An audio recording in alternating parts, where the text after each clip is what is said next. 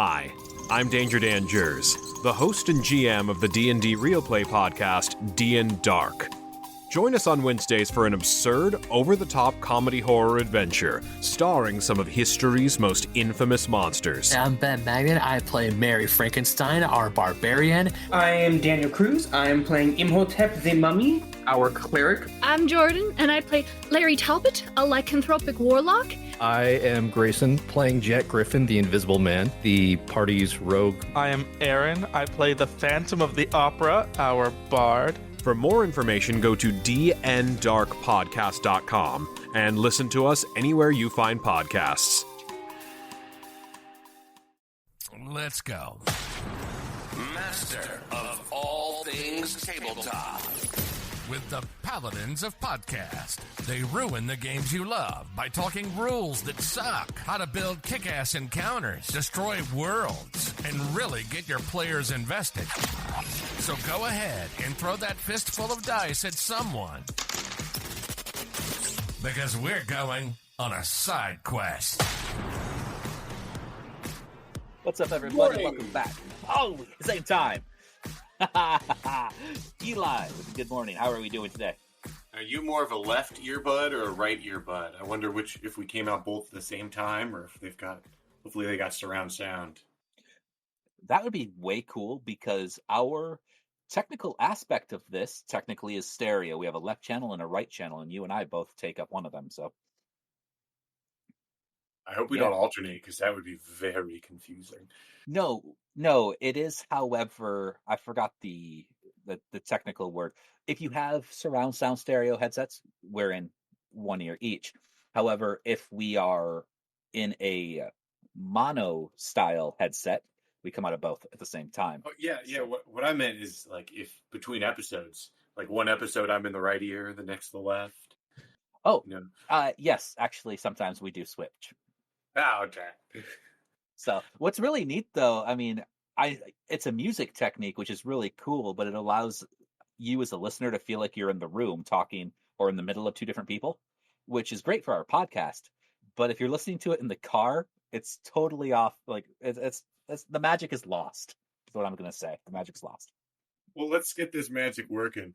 I had a pretty awesome session. Tell me about it. I mean, it wasn't incredibly long, but it was a good amount of role playing. The players, the wizard had been given a quest by their patron, and had before the session decided to write letters to the players to persuade them to go on this quest. So, like last week on like Wednesday, Hayden texted me. He's like, "Hey, I'm going to write some letters to the players," and he wrote different letters to different players about what he was going to propose. So to one player, he was like, "Hey, help me take this crystal down to Zoa. It's going to be a great time. You'll get to murder people." And then to another player, they wrote, "My God desires this greatly. Help me, and I will help you in return." And so it was really interesting, because like most of the letters to the players were very similar, but the wizard and the assassin in the party are pretty close, and so they had an extra mischievous letter between the two of them. Now, I want to clarify, this was from another player, right? Yep, another player. So before the session, this player had basically created these handouts for the other players. And then when we started the session, we like had the players like react how they would the players got the letter in game, and then that was our bonfire moment or campfire side. So that happened, and then we just fast forwarded to when the wizard came back to persuade the party. And then the party remembered that one of the players has a pirate curse, and so nice. they looked at a map and they're like, the fastest way to travel is by boat. Oh, what about that pirate curse? And they heard about the pirate curse. The pirate curse is essentially it's a black spot on their hand, and what they heard about it is ships that have a crew member on it with a black spot disappear into into the fog and the Sea of Dead, and sometimes the ships are found, but no crew members. Yeah. Can I ask about this for a second? Yeah, go for it. The black spot, Yeah. if I remember correctly, was made famous in a movie. Oh yeah, of course. Yeah, that's why I'm using that one. It's easily recognizable as a black spot. Yeah. So It was the Muppets, if I remember correctly. That from the one that sticks out in my hand, isn't it? Muppet Treasure Island. They got the black spot. I mean, in like every pirate movie, like Yes, the Pirates of the Caribbean, the Muppet, yeah. but the one I'm thinking, I swear to God, has a musical number to go with it. And your campaigns aren't extra campy, so as you're talking about this black spot, the only thing I'm thinking is, I don't remember the Muppets character, the blue one with the sharp nose, not Gonzo, but the stern looking one who's always grumpy, as the captain, and Kermit and Black Spots and Gonzo, and I'm off on a tirade. I'm sorry. Yeah, I love the theme though. I love that kind of shit. I love the Muppets, but I actually had put no thought towards them in this. Okay. In this pirate curse. I got so fever. he got the curse at like level 2, and now he's about level 9. So he's just managed to avoid the water, and so his little thing is, so long as he just does not go in open water, like a bathtub would be fine, but as long as he's not at sea, no worry about the curse. Yeah, so for me, what I know about the curse is he slew. He's slain. He had slain. He had slain. Oh, he had slain. He had slain a famous ex-pirate captain that was undead. And so for me, this was the way that the pirate captain would pass on their undeath. And so this black spot will summon a ship of the dead to, like Davy Jones. Kind of like Davy Jones. Yep, exactly. I'm on board.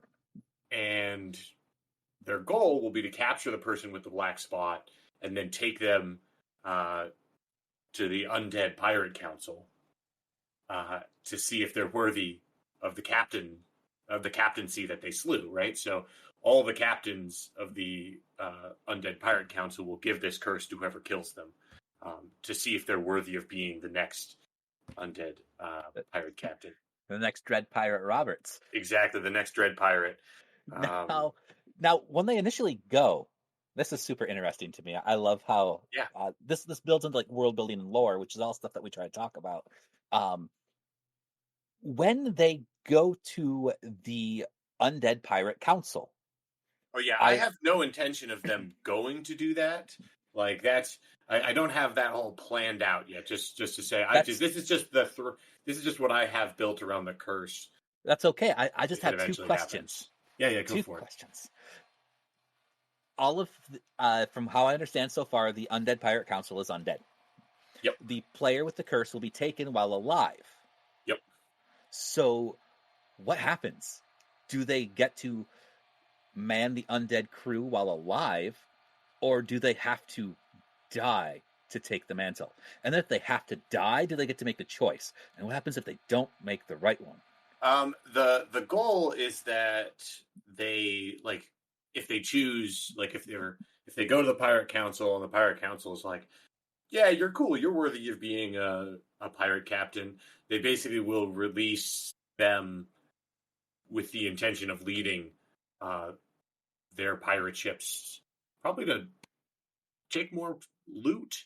I really haven't worked out that far. That's okay. Those are. But I'm thinking that it won't, like, if they decide to follow that route, it won't kill him. But he does have to, like, if he goes that route, he'd have to dedicate his life to piracy, sort of thing.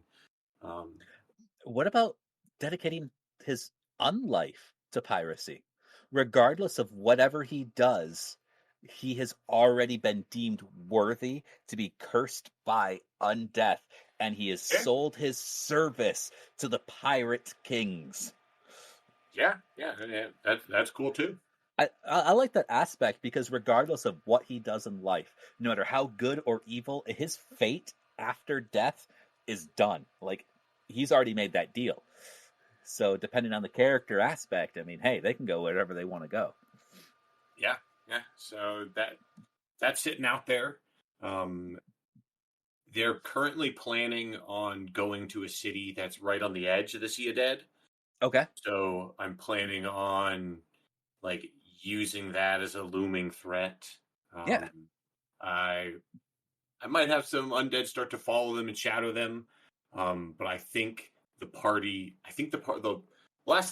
had this big discussion. They're like, well, if we only think it's near the Sea of the Dead, they're planning on getting off on land before they reach the Sea of the Dead to avoid it. Okay. So that's what they've worked out. But last episode we talked about a lot of planning. Yeah. And this one actually had a lot of planning because they were basically discussing with each other should they go over land or if they should try to take a boat and risk this curse. Sure. Now, so yeah, with the idea of the curse, let's say they were to decide to take a boat. Do you often do ship combat? I don't just mean like boarding ships, but cannons and the whole ship versus ship vehicle damage, that kind of thing. No cannons, but yeah, I'll do vehicle damage. If it's something where there's more than one ship, where the focus is on piloting the ship, then I'll handle it more at the ship level. But I feel like usually you can just handle it like you might a mass combat, and you really just care about the ships you have that are crashing into each other or how the fight goes. Yeah, okay. If like there's a chance that the ship might be damaged, I'll let it be up to the dice. But like if one ship crashing into another ship can't cause them to like sink, I'm like, whatever. Like the ship will be damaged, but if it can't sink, it's not really changing the state. Okay. I know that for a lot of DMs, running naval encounters can be an entirely different skill set. And it's a different machine for a lot of people. I mean, on land, you can always jump off your vehicle when you fight like normal, and you can board another ship to do the same thing. But eventually, people start to get the idea. Well, cannons busting ships ramming into other ships. So I like to hear how people handle that. I don't do a lot of naval style encounters either, so it's nice to hear. I love naval encounters because you basically have changed the entire scene of. I mean, when you're fighting on land, you can't fall. You could choose theoretically to just run in that direction. Yep. Forever. And the GM's just like, well, I don't have forever mapped out, so you're somewhere over there. Cool. Yeah. But in a boat, you've got a super limited combat space. The boats can rock. Your own combat space can be destroyed. Like it's the ultimate battlefield to play on because there's all these other concerns and worries. You know, if you use a fireball, you're using fireball on a wooden ship. Like, be warned. Right. I like that, and being able to have all those additional dynamic options feed right back into the episode we made a few episodes ago about kick-ass encounters. I mean, you are really allowed to have fun with and play with those. So yeah, I like them. I also think that a lot of sea encounters can be really fun in terms of like not just killing them, because you can have a lot of like encounters that are very nature based, that are very dangerous, but also you can have like such big sea monsters that the players can't kill them, where like maybe it's just the tentacles have lashed up and like have grabbed the mast, and you kind of have a skill challenge where you're trying to navigate the ship through the seas while also, you know, like which tentacles are you trying to stop? Like, yeah. I mean, I guess if you just have tentacles you're hitting, it's still just get them down to 0, but or sometimes it's just I don't want to say survive in the terms of player survival. I mean, just sort of survive X amount of rounds of combat or deal X amount of damage in X amount of rounds, just to add tension. Sometimes it's nothing more than developing strategic narrative tension. And I like that aspect because there's risk of failure, there's risks of success, and it's all fun. So that's great. Yeah, my players had a big old discussion about that, and they had decided to take a boat. And so that's where the session had ended. They'd just gotten on the boat. Someone was currently seasick for 9 hours and ongoing, and that's where we ended the session. So not bad. Yeah, not bad. Now, can I guess I need to ask a question about, because this is your Hackmaster game. Yes. Yep. Hackmaster, do they have lycanthropy built in for like NPCs and monsters, etc.? Or is that something you kind of have to do on your own? Like, do they have a pre-built werewolf monster? Yeah, anything. Yeah, they've got a couple of pre-built ones. I think they've got were-rat, werewolf, were-shark. I don't think they have were-shark. That's a bummer. I was hoping you could include like a were-shark. An undead were-shark dwarf would be great. I think there is a general lycanthropy rule, but I haven't looked at it in a while. So eventually, if you decide to go with the route of having undead follow them, etc., if you could throw in just a dwarven were-shark for me, I'd appreciate it. A dwarven were-shark? Where's that coming from? It's my absolute 100% favorite miniature that I've purchased and painted. Okay. And I just love him to death. So I'm going to ask you extend my love to your players too. I'll see if I can work one in. You're in the ocean. It shouldn't be hard, Eli. We'll see. Okay, that's fine. I mean, I can't just have a shark roll up and be like, "What's up, I'm a dwarf," and then turn back into a shark. I mean, if it was Monty Python, it could. Totally. I understand. My players would be like, "What the fuck is happening?" Like, blame Rob. This is insignificant to the story. All good. Now, your session recap is great. I love it. It sounds 100% more interesting than mine. Mine's boring, and I'm not disappointed in it. But it's narratively and story-wise fun. The session was, I was not feeling my best. Okay. So you were not healthy, or like you were you didn't. I was just getting over a cold or some sickness.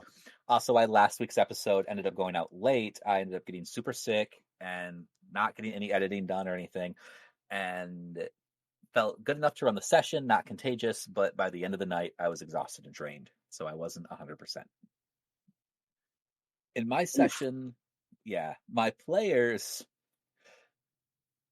ended up, from the deck of many things, one of them got a castle, so they're renovating that, turning it into their central player hub. Not a big deal. That's all working out well. I made a history for the place, so that was cool.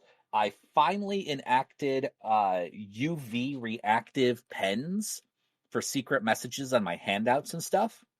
So there's a degree of secrecy, which my player absolutely went apeshit about. He thought that they was know about it. Did you tell them about it, or did they figure it out? There was a puzzle involved, and they figured it out. Oh, sweet. So, win-win there. However, the player in question is one evil act away from retiring his character.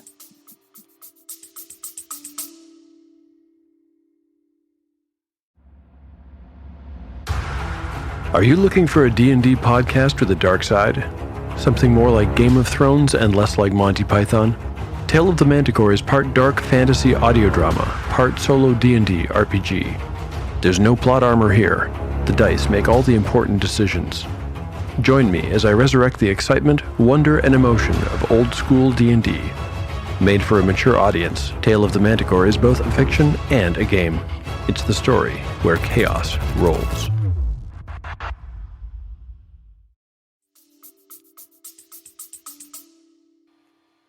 Okay, what do you So, mean? in my game, I ask that everybody be heroes.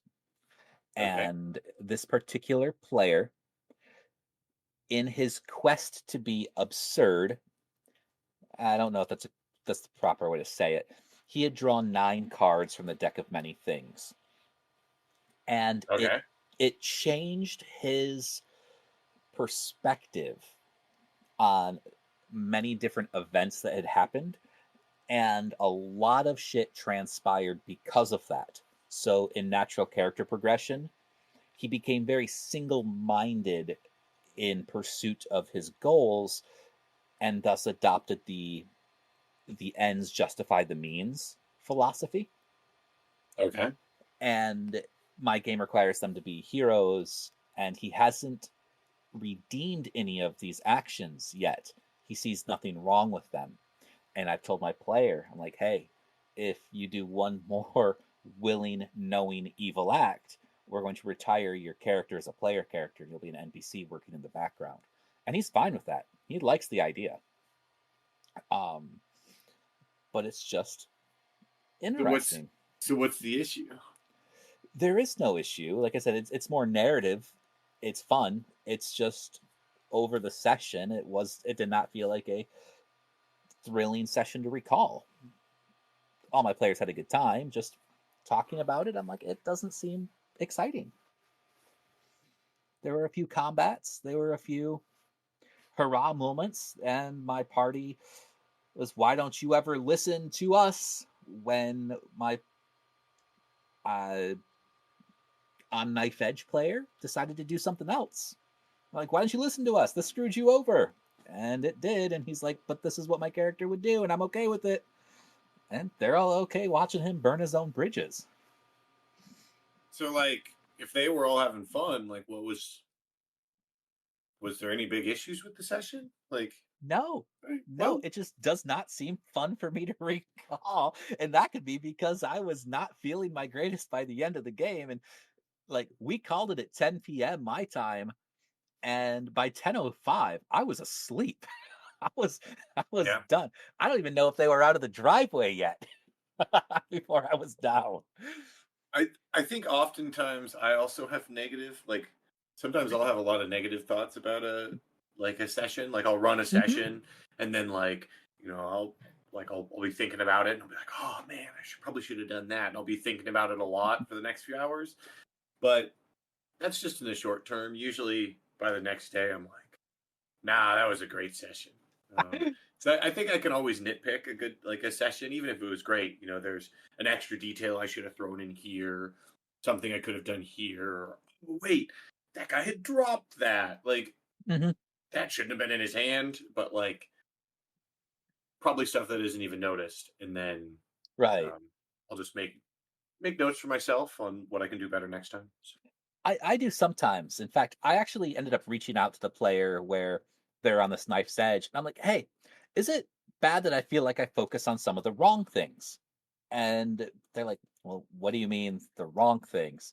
I'm like, I just spent the last 30 minutes writing up the property deed for the castle you earned through the deck of many things. So I gave them a handout of the property deed. And I was like, I could be focusing on story elements, but here I am creating a goddamn property deed for this player as a handout. And I'm like, that's what my mind wanted to focus on, and that's what I had fun doing. That's what my character loved. It didn't affect the story any.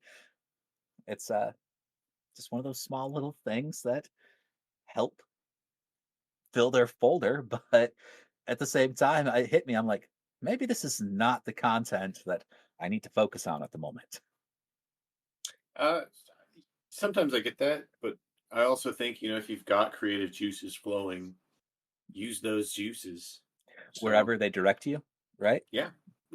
I do appreciate motivation that. can sometimes be, like, especially if you're, you know, really focusing on something for a while, like motivation or like new ideas can be tough. You can get writer's block. So following creativity where it flows. Yep, that I really do appreciate, and I like. And it's funny that you bring up writer's block when you have all that creativity issue, because before the episode, we're talking about my adventure that I've been writing for Everyday Heroes, which is a game that we had reviewed early this year, last year, by Evil Genius Games. And I had mentioned that I have restarted this adventure like 7 times. This is absurd. I kept falling to the point where it felt like I was falling into a single character mentality, cinematic style storytelling. And I mentioned, Eli, it was difficult. It was creative writing blocks. Every piece I put in there, I couldn't get to the next portion for a party. I'm a little spoiled for my Hackmaster group because they'll often cycle through who they want to have. Like because they've been playing so long, they'll be like, "Oh, we'll go on Gluck's adventure. We'll go on Linda's adventure. We'll go on Tom's adventure. Sineb," and where they'll be like, we wouldn't normally do this, but you wanted to go there for your character reasons. We'll follow you, and so it's nice in that fact, in that I can create an adventure that has just a lot of solid hooks on this one character. Yeah. And then they can kind of pull the party along. And I've fallen into those traps sometimes when writing adventures. I think you just gotta, you could either suggest that like a GM have a player that they stick with that follows that, right? Only one player, but I mean, not just one player has to be the son or daughter of Darth Vader, right? You can have 2 of them. Right.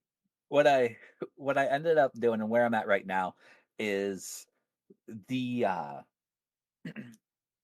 the actions that can be taken by the party can really be taken by anybody. So where my writer's block happened to really kick me in between the legs was that I wrote myself into main character syndrome. And when you write that way, it follows like scripts or stories, cinematic adventures. What do you mean you're in a main character syndrome? Like, all right, so think like about you're a lot of narratively describing things from a singular perspective. No, the best way to help equate the ditch I put myself in is, if you think about a lot of movies that don't have ensemble casts where they all have a major part to play, it generally follows a singular individual. So you're following one person's story. And that means that I'll use the Karate Kid, for example. And I use the Karate Kid because I was looking at my adventure and trying to draw some parallels in one of my early editions, one of my early drafts. So we take Daniel LaRusso. That's the character that we're following. Now, when Daniel is doing things on screen that you can write, the whole party can take the place of Daniel LaRusso. Not a big deal. However, when we see scenes without the main character, we have nothing. We can't really put sidebar in. We can't put filler material in, so we have to strip all that out. No, you totally can. You can totally this is something that's done in a number of in like the West End Star Wars game, especially at conventions. They'll have like all their adventures usually follow the 3 episode arc, right? Because that's Star Wars is a bunch of trilogies. Yeah. So even in the adventures, they'll have broken up into parts, and at those part breaks, they'll hand out little dialogue slips, and the players read out a narrative scene that they're not part of. It's like the scene where they're like the Darth Vader and all the Imperial admirals are in a room discussing their strategy, right? And then they're like, "Oh no, they're gonna attack Yavin," and then now the players are like, oh, we're on Yavin. Ooh. See, like, do that. that is doable. And I like that. I could do that. My brain didn't go that route. My brain instantly got hit with a shit. What do I do now? I mean, how do I bridge the gap between where the party is, where the Daniel LaRusso scene had broke, to where the Daniel LaRusso scene begins, but now we're in a completely different space. I could usually bridge between the two, but the 6 previous times, I just had a damn hard time bridging it the way I wanted to. It didn't flow in the way I wanted it to flow. It didn't feel right for me. So I kept getting hit by the point where it feels like it feels like I could focus on one character without a problem. But making this a party adventure, the story is not designed for a party. It's designed for one individual. Your metaphor is tough because you should just imagine the party is always Danny LaRusso, right? It's always following Danny LaRusso. Right. And the scenes that don't have Danny LaRusso, you're not seeing in the adventure. Right. So, but again, I mean, whereas Daniel LaRusso is a singular character, imagine filling that with 4 or 5 people. Yeah, whatever. So when like X equals 4Y. Right. So when he gets beat up by a gang of individuals, that's not a big deal. When the party is saved by one person, it's not a big deal. But when you realize that the dojo that they'd be fighting against, it's only 12 people, a party of 5 should just be able to go storm them without a problem. And I kept going to the process of like, why wouldn't they? Well, you add more goons. Right? If it's not a 1v1, then you, like, if you're applying a multiplier where, oh, Danny Russo is 5 Danny Russos, there's also 5 Cobra Kai. You're absolutely right. And again, I kept hitting a point where it just did not feel like it worked. And when I reached that point, I was like, all right, I gotta pull back. There was one, for example, that I wrote that ended up getting axed.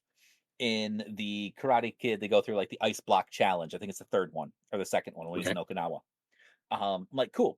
One of these players can go ahead and do an ice block challenge. That's not a problem. Any one of them can volunteer for it. And if they don't volunteer for it, if they say no or refuse or lose, there's this read aloud. So there was options. There was a yes read aloud and a no read aloud.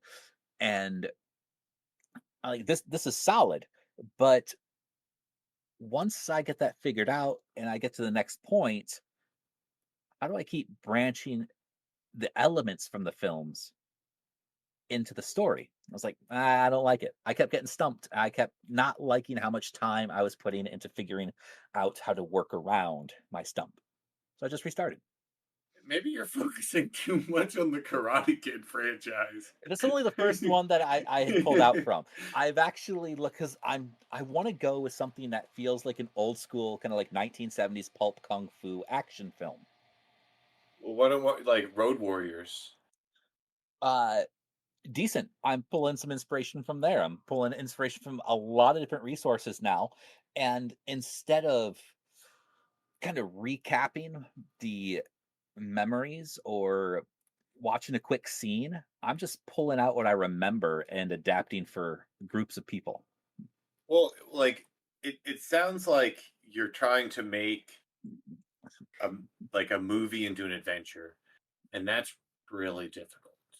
Maybe what I would recommend is maybe turn the adventure into more of a faction style game, or more a faction game where you're trying to win over members of the community to your side, and you can codify all of the cool scenes that come from all the different movies and make them various encounters and various, like, oh, if you're going to challenge the gang at this area, you'll have this, like, this is probably what they'll challenge you to.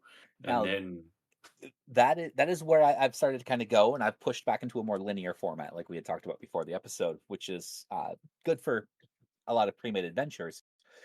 And you had said something that I really want to mention real quick. Okay. Again, because this adventure is for everyday heroes.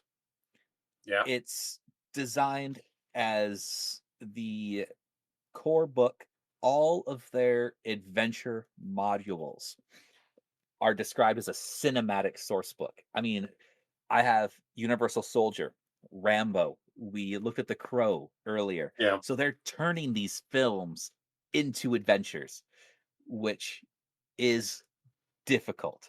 Even just trying to pull out some of my favorite references and shoehorn them in. It's hard. So Well, mad props to the guys who are doing this. I haven't read any of their adventures.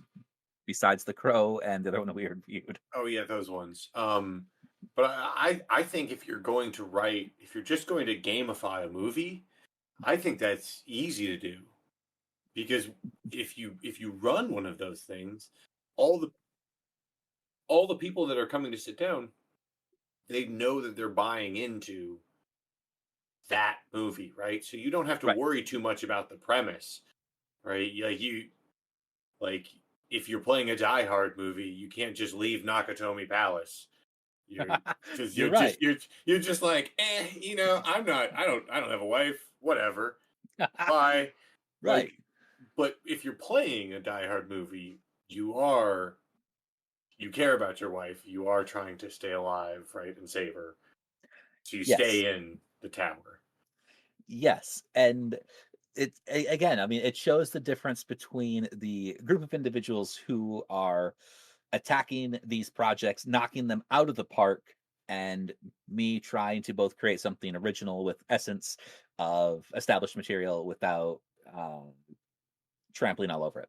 It was just like I said, Make it a faction gave me game. issues. Make it a faction game. Take material from all the Karate Kid movies. Make them all encounters. Boom. You are trying to win over, what is it, California Valley, Silicon Valley. You're trying to be the head dojo. And then you could even you don't have to just have Cobra Kai too, because they have that TV show, right? Yeah. The Cobra Kai TV show. So you could grab some other dojo names from there and then be like, boom, you have your own little mini setting. Now, I gotta tell you, as much as I would love to use the licensed material, I cannot. But when you read it, you can definitely tell that there are the right guys and the protagonists, and you can tell where they came from. So it's not Cobra Kai; it's just Snake Go. No. In fact, I've dedicated their name as the Rising Serpents. Oh, just because I love putting those little thin veils between material and property. I buy things. I buy dice from the War of a Singular Ring. Like you're like, oh yeah, that's not Lord of the Rings. Right. It's like this is my Chinese knockoff essentially. So we're doing well. But now that I'm so far in, I realize that my games that I run for my friends or online at home, etc., they're all generally party focused. They all have character background stories, and I piecemeal all of it together to help party cohesion. Things can happen for individual party members, so they all have individual storylines and story threads to pull. But overall, there is a story for the group. I cannot tell you why I was having such a difficult time keeping that same mentality while writing in this other adventure for Everyday Heroes. In fact, I think it came from the fact I was looking at established material, in a way that just kept screaming single person story. And I think I ended up boxing myself in. So I don't know what to tell you, Rob. It's just interesting. I mean, I know that we have both a few players who listen, a few DMs who listen, and these are the kind of things that we think about. Everybody dreams of publishing material one day, or maybe I could turn this into adventure. You got to think, right? Whole party, faction style, win over respect. These are things that I did not consider at the time. I needed your perspective to help break down that creative block. So that's what that's what side quest is all about. Breaking down creative blocks. Your adventure deadline is end of year, right? Christmas, yeah. Christmas? You think you're gonna make it? I will do everything I can to make it. Yes. Are you going to run any everyday heroes to test any of it out? I am confident enough in my writing that I can run it while I write it. So it's essentially missions strung together. I'll run each mission as I finish it. Do some Are edits you before starting it a goes group out. for everyday heroes then? What I do is actually have my pool of players, and anybody who wants to run will generally do it. The individual scenarios only last maybe an hour or so, and then we just get strung together. That's So fancy. That should be fun. yeah, Are you going to yeah, it's build real them? simple. Like, are you going to pre-make them some characters for it, or they come in with their own everyday heroes? I might have them build their own heroes, primarily because the system is a little new. It's different. It's interesting, and character creation is one of the first hurdles for players to get over when they try any new system. So once they have the idea of building a character, they really rely on the dungeon master, or game master in this case, to guide them through the rest. Okay. So we'll see how it goes. And the system's built off of 5th edition, so it's not like it's difficult, just a few different changes. That's fair. That's fair. Yeah, I dig it. Now, I guess the other thing on my end is trying to figure out what to do on my next game for December 9th, which, now that we're close enough to Christmas, do you have anything planned for Christmas? Because you don't do a whole lot of in-person games. All of yours are online, right? Do I have any like holiday games planned? No, not really. No.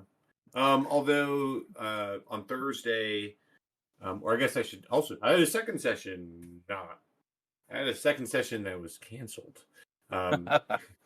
We were supposed to have a session 0 of a Star Wars campaign that I'm running for. The Traveler group ended, and so we're starting. Was the Traveler group the group of all DMs? No. Okay. That DM group slowly fizzled. Okay. Kind of around the Gen Con time. Oh, a month ago. Yeah, people got busy, and I understand it. Yep. But yeah, my Traveler game ended. We finished that campaign, and I volunteered to run a little Star Wars thing. And so I might run a Star Wars holiday special episode. But I've never done anything for my Hackmaster group for holidays. Really? No, I might do something for like an in-game holiday, but no, usually we're pretty like, we might come around to Christmas and they're in the middle of a dungeon, so we just keep staying in the dungeon. So I do get that. I like to, if my players were in a dungeon around Christmas, they might run into Santa Claus or Krampus or, what's his name, Bob Cratchit or Marley, whatever. Yeah, Bob Marley. Yeah, not Bob Marley from A Christmas Carol. My bad.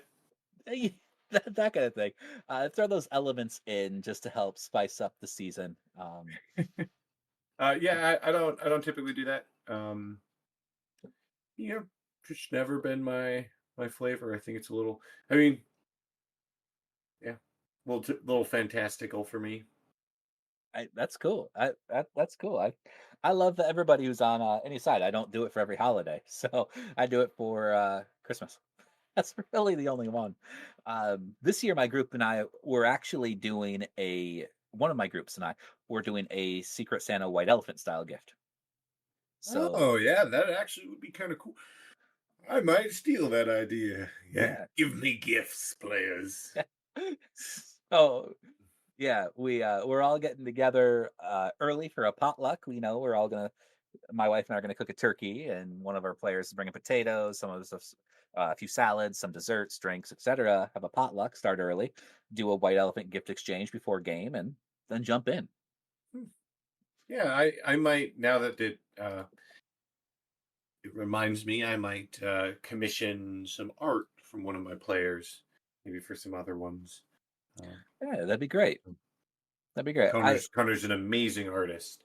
It's so cool to see what he draws. So maybe I'll get him to draw some things. Yeah, that'd be cool. I like that. In fact, that's actually one of my favorite things about the Christmas holiday season for everything is that there's a lot of joy and giving going around, regardless of real world religious affiliations. It's a happy, joyous time. So I know not for everybody, but hopefully we can all find something to be inspired by and joyful this year. I'm a big regifter. Especially if it's something that I know will help someone else. I also think it can be more valuable because, like, sometimes just getting like a set of dice, you're like, oh man, I'll just put dice this next to my other dice. But if someone's like, Merry Christmas, and then you're like, here's the dice that saved my character during this time. I want you to have them. Hold on to this. Or the player who can't afford dice yet because they haven't had a job. That too, yeah. We've all been broke. Oh, yeah. So, all right. As it gets closer to Christmas, I'm sure we'll talk a few more minutes about Christmas and holiday ideas because I get excited about this time of year. Other than that, we are at time. Eli, anything that you would like to close out our episode with? I hear drums in the deep.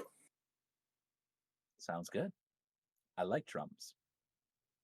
Bingo, bango, bongo. All right, guys. Check us out on Facebook at Epic Table Games. You can find us online at epictablegames.com as well. You can buy our products through DriveThruRPG on Amazon through our website. And don't forget to check out our sponsor, the Open Gaming Network, for all of your SRD needs in some of the most popular games, such as Traveler, Fate, Heroes, and more. See you next time.